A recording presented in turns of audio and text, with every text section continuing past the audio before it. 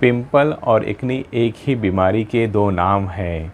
ये स्किन में होने वाली चेहरे पे एक डिसीज़ है जिसे पिंपल, एक्ने या तो कील मुहासा कहा जाता है। दोस्तों, मेरा नाम डॉक्टर रतीक है और मेरे यूट्यूब चैनल पे आप लोगों का वेलकम है। पिंपल, एक्ने, कील मुहासे ये एक ही बीमारी के कई नाम हैं। पिंपल और एक्ने ये एक ही बीमारी है जो कि इसके कंडीशन के हिसाब से उसको नाम दिया गया है।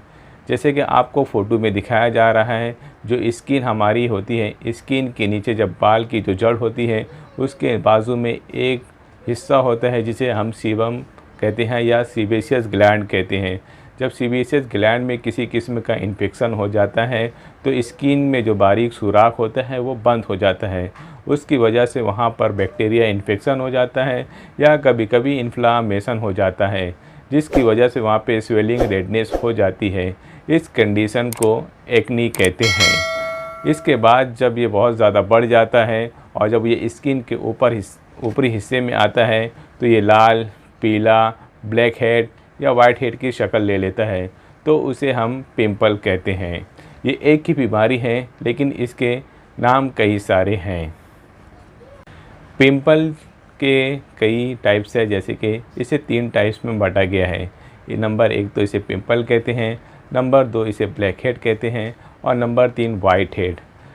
जब हमारे चेहरे पर बारीक बारीक दाने और बहुत ज़्यादा लाल और पेन और सफ़ेद पस जैसा भर जाता है तो इसे हम पिंपल कहते हैं। ये पिंपल ज़्यादातर हमारे चेहरे पर, चिन पर होता है, दाढ़ी के पास होता है, नाक के ऊपर और माथे पर होता है।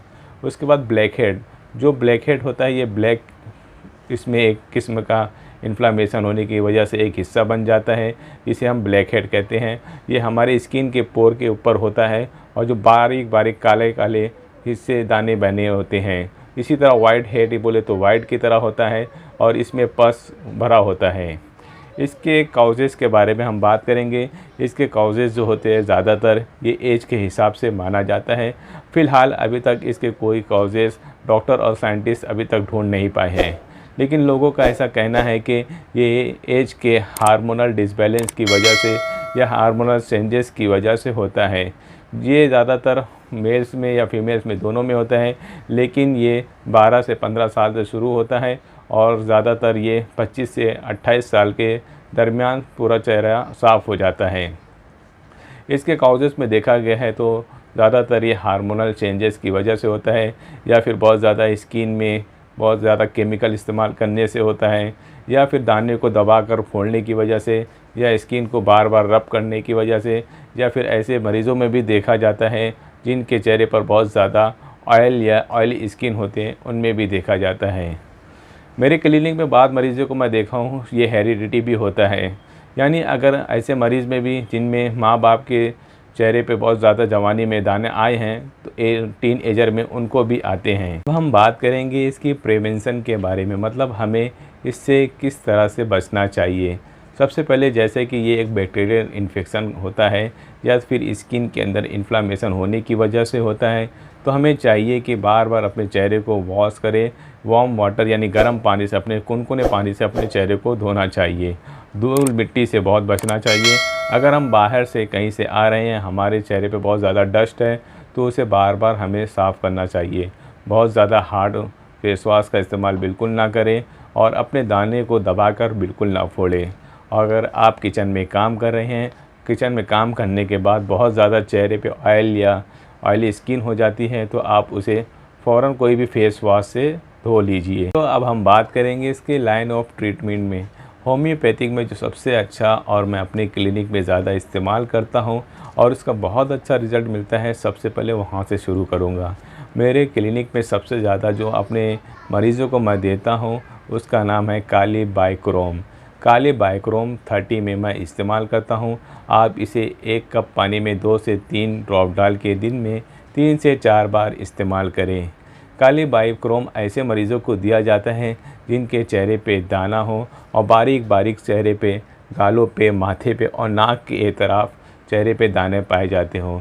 काली बाइक्रोम उन मरीज़ों के लिए बहुत अच्छे हैं जिनकी स्किन ऑयली हो, यानी उनके चेहरे पे बार बार ऑयल आता हो, या तो ऐसी मरीज़ों को भी दिया जाता है जिनके स्किन में ब्लैक हेड हो उनके लिए भी इस्तेमाल किया जाता है।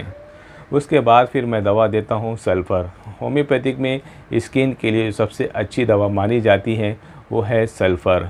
सल्फ़र ये हमारे बॉडी में ब्लड प्यूरीफाई का भी काम करती है।